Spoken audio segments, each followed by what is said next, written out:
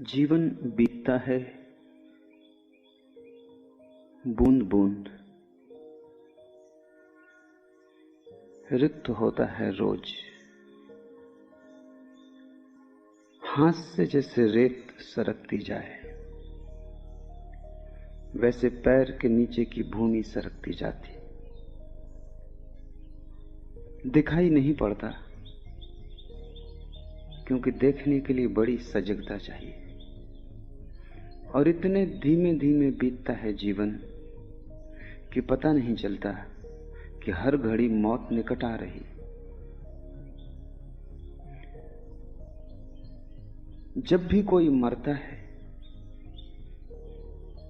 तो मन सोचता है मौत सदा दूसरे की होती।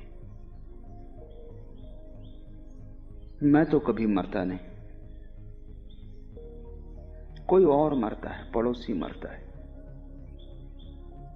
लेकिन हर मौत तुम्हारी मौत की खबर लाती। जो पड़ोसी को हुआ वही तुम्हें भी हो जाने वाला है। आखिरी क्षण तक भी होश नहीं आता, गफलत में, बेहोशी में। अपने ही हाथ से आदमी अपने को समाप्त कर लेता है। और जो भी तुम कर रहे हो उसका कोई भी आत्यंतिक मूल्य नहीं है। कितना ही धन कमाओ, कितनी ही पद प्रतिष्ठा मिले, मौत सभी कुछ साफ कर देती। मौत सब मिटा देती। तुम्हारे बनाए सब घर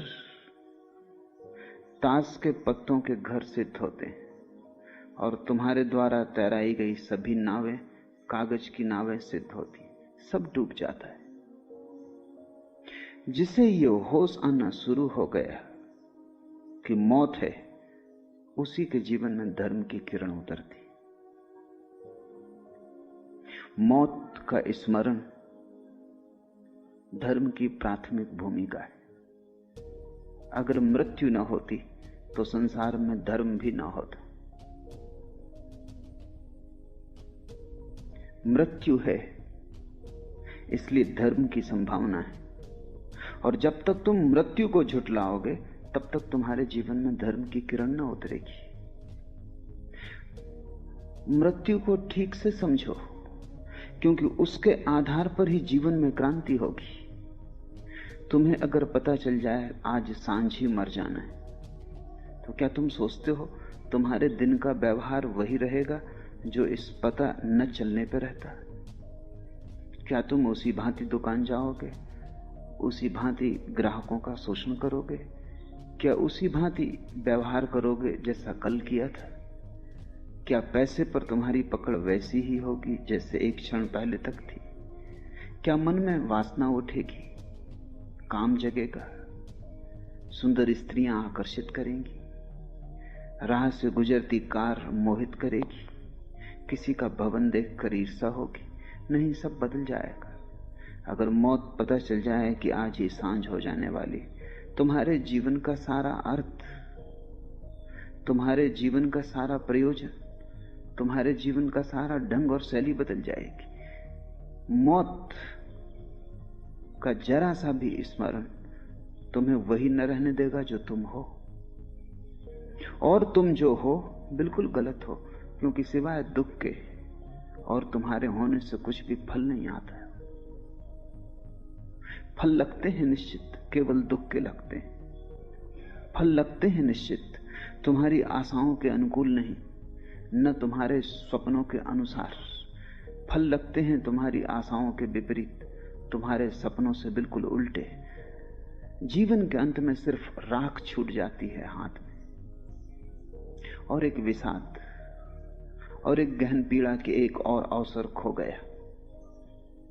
इसलिए तो मरते वक्त लोग इतने दुखी और पीड़ित मरते हैं। अन्यथा अगर जीवन की चरितार्थता उपलब्ध हुई हो और जीवन की धन्यता को जाना हो, और जीवन एक गीत बन गया हो, जिसे कबीर कहते हैं सुमरन बन गया हो, एक याददाश्त कि मैं कौन हूं, तो मृत्यु तो एक महोत्सव हो जाएगी। क्योंकि वो तो सारे जीवन की परिपूर्णता है, वो तो सारे जीवन का निचोड़ सार है। तब मृत्यु मृत्यु न होगी, महाजीवन में प्रवेश हो जाएगी। जो जान के जीता है उसकी मृत्यु समाधि हो जाती है, जो अनजान जीता है उसका जीवन भी मृत्युवत है। जो होश से जीता है वो मरता ही नहीं, जो बेहोशी में जीता है वो कभी जीता ही नहीं। उसका जीवन एक प्रवंचना है। और स्वभावतः जिनके बीच तुम पैदा हुए हो वे ऐसे ही मुर्दे हैं और उनके पीछे ही तुम चल रहे हो। कबीर कहते हैं, पीछे लागा जाई था लोक वेद के साथ, लोगों के पीछे चला जा रहा था। जहां लोग जा रहे थे वहीं मैं चला जा रहा था, उनका अनुसरण कर रहा था। इस बात को बिना सोचे कि वे उतने ही अंधे हैं जितना मैं हूं, बिना ये सोचे कि इस सारी भीड़ का क्या अंत होता है, आदमी भीड़ के साथ चलता है। बड़े गहरे कारण हैं, वो समझ लेने जरूरी। समाज व्यक्ति का शत्रु है। समाज तुम्हें भेड़ों की भांति चाहता है, व्यक्तियों की भांति नहीं, क्योंकि व्यक्ति के साथ ही बगावत का स्वर शुरू हो जाता है। व्यक्ति के साथ ही होश, और जैसे ही होश की पहली किरण उतरी कि व्यक्ति अपने मार्ग को खोजने में लग जाता है, फिर वो भीड़ के पीछे नहीं चलता। कितना ही सुंदर राजपथ हो, कितना ही साफ सुथरा हो, कंटकाकीर्ण ना हो, फिर भी वो भीड़ की पीठ के साथ नहीं चलता, वो अपना रास्ता बनाना शुरू करता है। होश जैसे ही आया कि तुम समाज से टूट जाते हो, तुम पहली दफा स्वयं होते हो, और स्वयं होने में बगावत है, विद्रोह है, क्रांति। इसलिए कोई समाज बर्दाश्त नहीं करता व्यक्ति को। जन्म की पहली क्षण से लेकर मृत्यु की आखिरी घड़ी तक समाज व्यक्ति को नष्ट करने की कोशिश करता है, दबाता है, हर तरह से तुम्हें तोड़ता है। तुम कहीं आत्मवान ना हो जाओ, क्योंकि तुम अगर आत्मवान हुए तो समाज का नियंत्रण तुम पर ना हो सकेगा। अब तक किसी आत्मवान व्यक्ति पर समाज नियंत्रण नहीं कर सका, सिर्फ मुर्दों को काबू में रख सकता है। जिंदा व्यक्ति एक आग है, उसे हाथ में बांध के रखना आसान नहीं, उसके ऊपर कोई बंधन नहीं हो सकते। तुम जिंदा व्यक्ति को कारागृह में डाल सकते हो, लेकिन कैदी नहीं बना सकते। तुम जंजीरें पहना सकते हो, लेकिन तुम उसकी स्वतंत्रता नहीं छीन सकते। उसकी स्वतंत्रता आंतरिक है, वो उसकी स्वतंत्रता है। इसलिए सभी समाज बिना किसी अपवाद के, चाहे वे पूंजीवादी हों, चाहे समाजवादी हों, चाहे साम्यवादी हों, सभी समाज व्यक्ति के दुश्मन हैं। और समाज में होने वाली कोई भी क्रांति वास्तविक क्रांति नहीं है, धोखा है। चाहे फ्रांस में हो, चाहे रूस में, चाहे चीन में, सभी क्रांतियां धोखे हैं।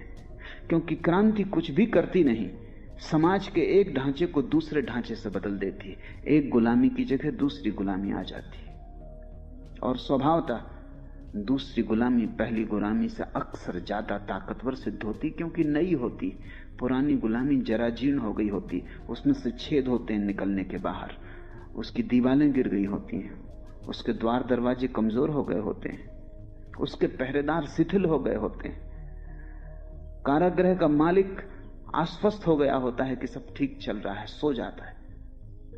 नई गुलामी पुरानी गुलामी से हमेशा ज्यादा मजबूत होती, क्योंकि कारागृह नए बनते हैं, द्वार दरवाजे मजबूत बनते हैं। और नए समाज की व्यवस्था जानती है कि जिस तरह हमने पुरानी व्यवस्था को तोड़ दिया, कोई दूसरी बगावत इस व्यवस्था को न तोड़ दे। इसलिए नई व्यवस्था पुरानी से ज्यादा कुशल होती। जार के जमाने में रूस में जितनी आजादी थी, उतनी स्टालिन के जमाने में न रही। और चांगकाई शेक के साथ चीन में जितनी स्वतंत्रता थी, उतनी माओ के साथ न रही। गर्दन और कस जाती है, क्योंकि क्रांति, असली क्रांति से बचाव करने की व्यवस्था है। असली क्रांति सिर्फ एक है कि व्यक्ति समाज से मुक्त हो जाए। मुक्त होने का यह अर्थ नहीं है कि समाज में नियम है कि रास्ते पर बीच में मत चलो तो वो बीच में चलने लगे। वो तो मूढ़ता होगी, मुक्ति ना होगी। मुक्त हो जाने का अर्थ स्वच्छंदता नहीं है, क्योंकि जो स्वच्छंद होगा वो समझा ही नहीं। स्वच्छंदता तो गुलामी की ही उल्टी तस्वीर है।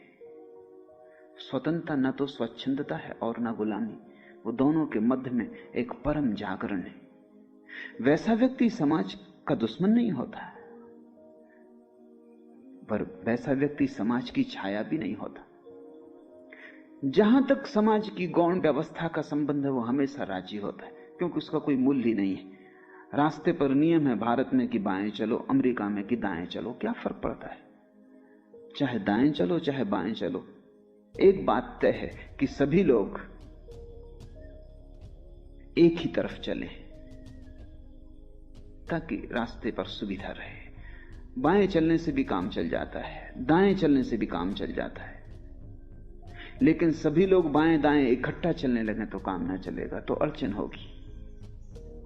ये गौण नियम है, ये कोई शाश्वत नियम नहीं है, और न इनमें कोई नीति है, और न कोई इनमें परमात्मा का हाथ है, हस्ताक्षर है। समाज की सुविधा है। स्वतंत्र व्यक्ति समाज की सुविधा में बाधा नहीं डालता, सहयोगी होता है, लेकिन समाज की सुविधा के लिए अपनी आत्मा को खोने को राजी नहीं होता। जहां तक बाएं दाएं चलने का सवाल है, बिल्कुल राजी होता है, लेकिन जहां समाज आग्रह करता है कि तुम अपनी आत्मा ही खो दो, वहां वो उस आग्रह को ठुकरा देता है। लेकिन समाज को उससे कोई बाधा भी नहीं आती, क्योंकि आत्मा कोई रास्ते का ट्रैफिक नहीं है।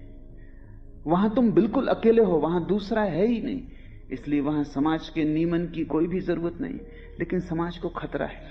खतरा यह है कि आत्मवान व्यक्ति दबाया नहीं जा सकता, आत्मवान व्यक्ति झुकाया नहीं जा सकता, और आत्मवान व्यक्ति संक्रामक होता है, जो और भी बड़ा खतरा है। क्योंकि जैसे ही कोई व्यक्ति आत्मवान होता है, उसके आसपास हवा फैलने लगती है आत्मवत्ता की, भगवत्ता की। दूसरे लोग भी आत्मवान होने लगते हैं, और अगर बहुत लोग रास्ते को छोड़कर अपने रास्ते और पगडंडियां खोजने लगे, तो वो जो राजपथ का बल है वो टूट जाता है, समाज निर्बल हो जाता है। क्योंकि आत्मवान व्यक्ति मौलिक रूप से अराजक होता है, स्वच्छंद नहीं, लेकिन वो कोई शासन पसंद नहीं करता। इसलिए तो कबीर कहते हैं कि जब अब मैं हरि ही हो गया तो किसके सामने सिर झुकाना। आत्मवान व्यक्ति एक दिन पाता है कि वो स्वयं परमात्मा है। अब कैसे सिर झुकाना, कहां झुकाना, क्यों झुकाना? इसलिए नहीं कि वो कोई अहंकारी है, नहीं। आत्मवान तो होता ही तब जब अहंकार खो जाता है, नहीं। लेकिन अब कुछ बचा ही नहीं जहां सिर झुकाना। सिर झुकाने वाला भी नहीं बचा, सिर भी नहीं बचा, सब खो ही गया है। तो न तो राज्य पसंद करता है आत्मवान व्यक्ति को, न तुम्हारे तथाकथित धर्म पसंद करते हैं आत्मवान व्यक्ति को, क्योंकि मंदिर मस्जिद वो छोड़ देगा। कहां सिर पटकना? आदमी की बनाई हुई मूर्तियों के सामने सिर पटकने से होगा भी क्या? वो गुलामी के जाल है जो समाज ने सब तरफ फैला रखे। कारागृह भी उसी का कारागृह है, और जिसे तुम मंदिर कहते हो वो भी उसी का कारागृह है। जिसको तुम पुलिस का आदमी कहते हो वो भी समाज का नौकर है, और जिसको तुम पुजारी पुरोहित कहते हो वो भी समाज का उतना ही नौकर। वो दोनों ही पुलिस वाले। एक तुम्हारे शरीर के ऊपर नियंत्रण रखता है, दूसरा तुम्हारी आत्मा पर नियंत्रण रखता है। तुम छूट ना जाओ। और जैसा मैंने कहा, जन्म के पहले क्षण से समाज का हस्तक्षेप शुरू हो जाता है तुम्हें मारने का। बच्चा पैदा नहीं हुआ कि समाज मौजूद है। जैसे ही बच्चा पैदा होता है, नवीनतम खोजें कहती हैं विज्ञान की कि जैसे ही बच्चा पैदा होता है, सारी दुनिया में दाइयां, डॉक्टर, नर्सेस बच्चे की नाल को तत्क्षण काट देते हैं। और नवीनतम विज्ञान की शोधें कहती हैं कि बच्चे की नाल को तत्क्षण काटना सदा के लिए उसे कमजोर बना देना है। सदा के लिए वो कभी बलवान ना हो सकेगा और सदा उसकी ऊर्जा क्षीण प्रवाह की होगी। उसके पीछे कारण है। मां के पेट में बच्चा श्वास खुद नहीं लेता, नाभि से जुड़े नाल से मां ही उसके लिए श्वास लेती है।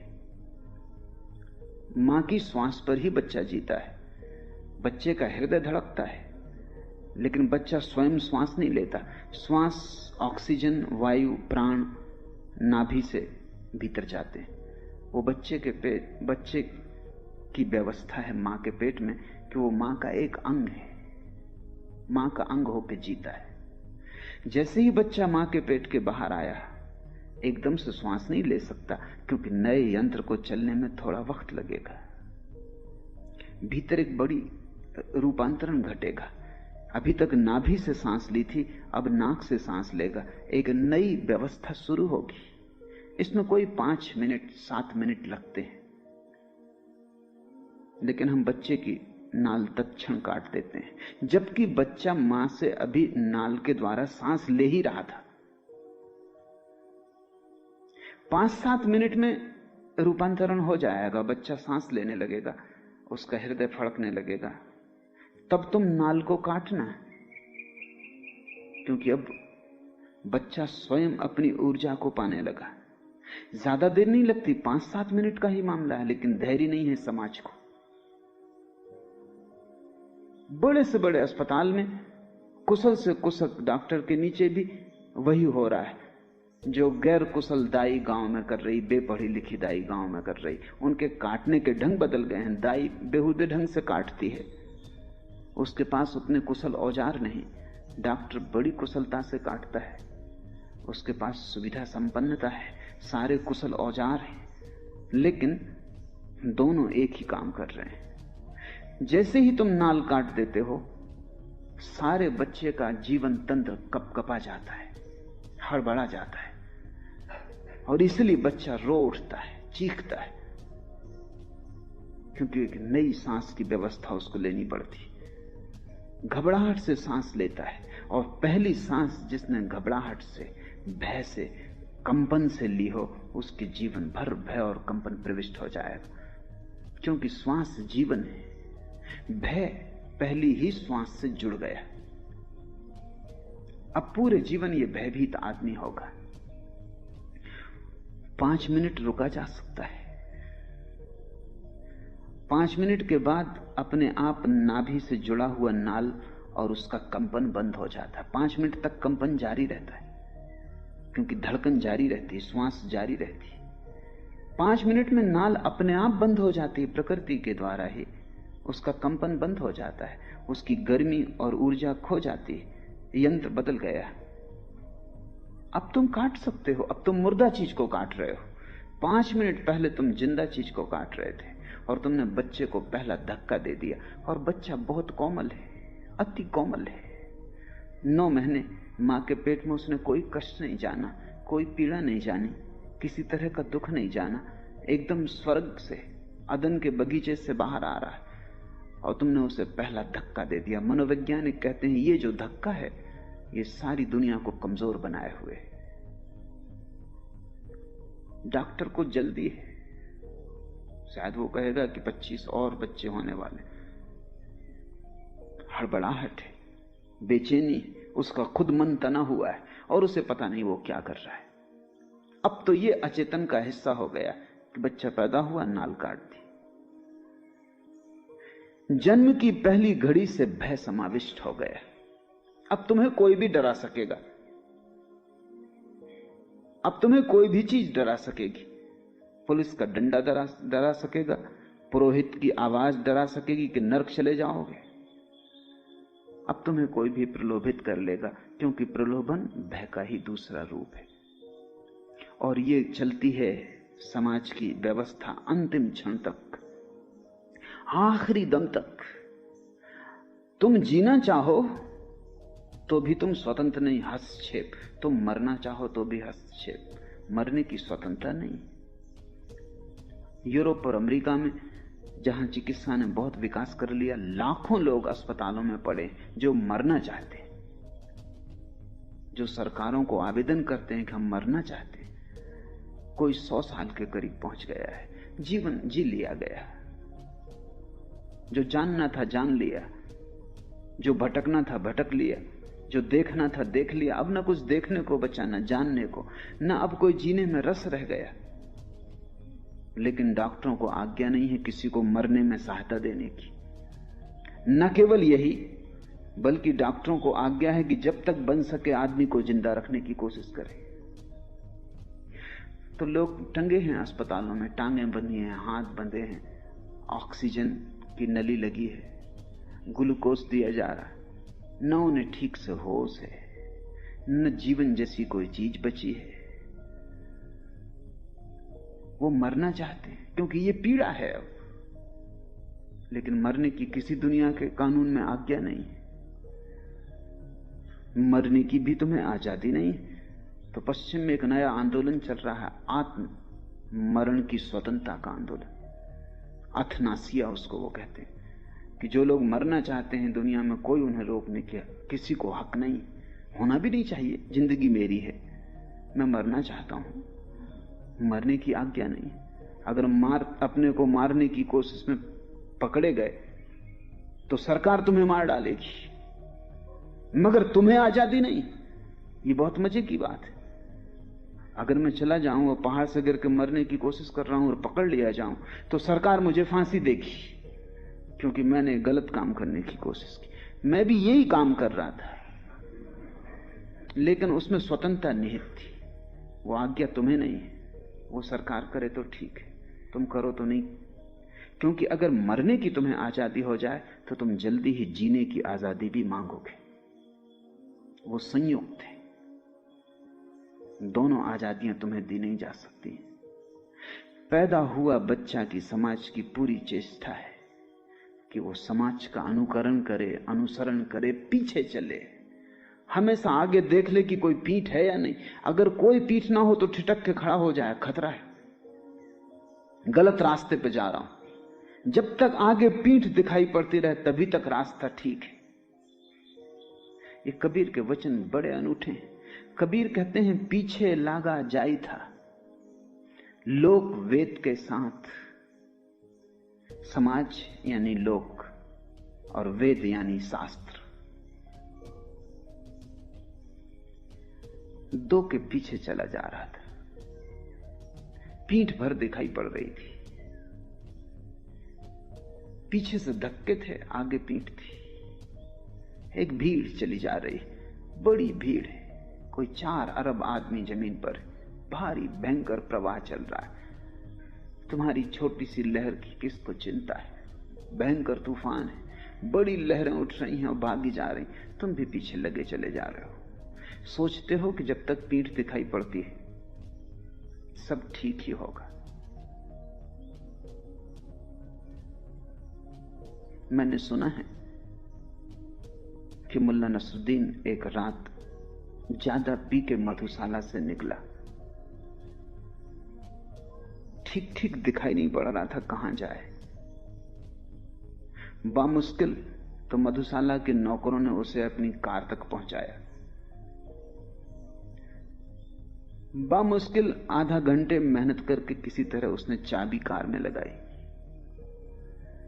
फिर किसी तरह गाड़ी को पुरानी आदतवश चला भी लिया, लेकिन तब सवाल उठा कि जाना कहां है, घर कहां है, ये गांव कौन सा है। बड़े दार्शनिक सवाल उठने लगे।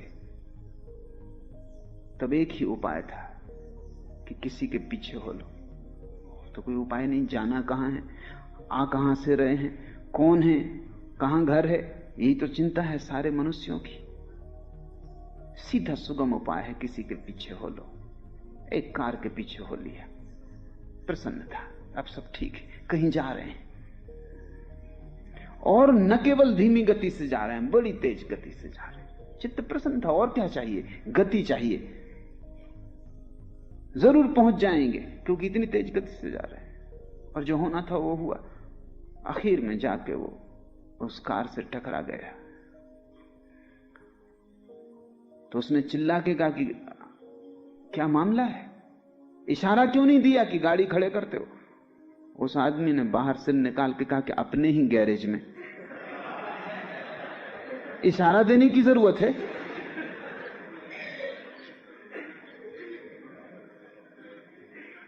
पीछे लगा जाई था लोक वेद के साथ। वही गति तुम्हारी है, किसी के पीछे लगे जा रहे हो। पीछे इसलिए नहीं लगे हो कि जो जिसके पीछे लगे हो वो जानता है, पीछे सिर्फ इसलिए लगे हो कि तुम नहीं जानते हो कि कहां जाना है। और जब तुम नहीं जानते हो तो तुम किसी के भी पीछे लगो, कैसे पहुंच जाओगे? और तुम थोड़ा ये भी तो विचार करो कि वो दूसरा भी किसी के पीछे लगा है। तुम अपनी पिता की मान रहे हो, तुम्हारे पिता उनके पिता की मानते रहे, उनके पिता उनके पिता के मानते रहे। तुम थोड़ी यात्रा करो पीछे की तरफ, तो तुम पाओगे कि सभी लोग एक दूसरे के पीछे लगे और कौन कहां पहुंचता है। इस जगत में थोड़े से लोग कहीं पहुंचते हैं, वे वही लोग हैं जो किसी के पीछे नहीं चलते। बुद्ध कहीं पहुंचते हैं क्योंकि लोगों के पीछे नहीं चलते। बेहतर है ना चलना, बेहतर है बैठ जाना, बेहतर है निश्चित कर लेना ठीक से कि जाना भी है या नहीं। साफ हो गंतव्य तो थोड़ी ही यात्रा है मंजिल तक। गंतव्य का ही पता ना हो, अपना भी ठौर ठिकाना ना हो कि कौन हूं, इसका भी कोई पक्का पता ना हो कि जाना भी है या नहीं जाना या कहां जाना है, तब तुम किसी के पीछे लग के कितने ही चलते रहो, तुम्हारी यात्रा कोल्हू के बैल की यात्रा सिद्ध होगी। चलोगे बहुत, पहुंचोगे कहीं भी नहीं। चलोगे बहुत क्योंकि गोल घेरे में चलते सकते हो जितना चलना चाहो। थकोगे रोज, सांझ थक के फिर गिर जाओगे, सुबह उठ के फिर लोक वेद के साथ हो जाओगे। लोक मौजूद भीड़ और वेद जो भीड़ जा चुकी, मुर्दों की भीड़। दो भीड़ें तुम्हें घेरे हुए, जिंदा तो तुम्हें पकड़े हुए हैं, जो मर गए उनके हाथ भी तुम्हारी गर्दन पे। वेद का अर्थ है जो अब नहीं, उनके वचन तुम्हें सता रहे, उनको तुम छाती से लगाए बैठे हो। जरूर उन्होंने कुछ जाना होगा, जरूर उन्होंने कुछ पहचाना होगा, लेकिन दूसरे की आंख से देखे गए दृश्य तुम कैसे देख सकते हो? और दूसरे ने जो भोजन किया उससे तुम्हारी भूख की तृप्ति ना होगी। और जल की कितनी ही चर्चा चले, इससे कहीं किसी की प्यास कभी बुझी? कोई तुम्हें बिल्कुल लिख के ही दे दे जल का सूत्र H2O, तुम उस कागज को लिए जिंदगी भर घूमते फिरो तो भी कंठ की प्यास उससे ना बुझेगी। तुम उस कागज के मंत्र को घोल के पी जाओ तो भी तुम्हारी प्यास ना बुझेगी। H2O से प्यास नहीं बुझती। H2O यानी वेद। जिन्होंने जाना उन्होंने सूत्र लिख दिए, लेकिन किसी सूत्र में उनका ज्ञान समाविष्ट नहीं होता। कोई सूत्र जो उन्होंने जाना है उसे प्रकट नहीं कर सकता, कोई शब्द सत्य को प्रकट करने में समर्थ नहीं। यही फर्क है सद्गुरु और वेद में। वेद सद्गुरुओं के वचन है, लेकिन सद्गुरु जा चुका, अब खाली वचन रह गए। ऐसा समझो कि सांप तो जा चुका, उसकी खोल पड़ी रह गई। ऐसा समझो कि बुद्ध तो जा चुके, उनके चरण चिन्ह रेत पर बने रह गए, तुम उन चरण चिन्हों पर सिर रखे पड़े हो।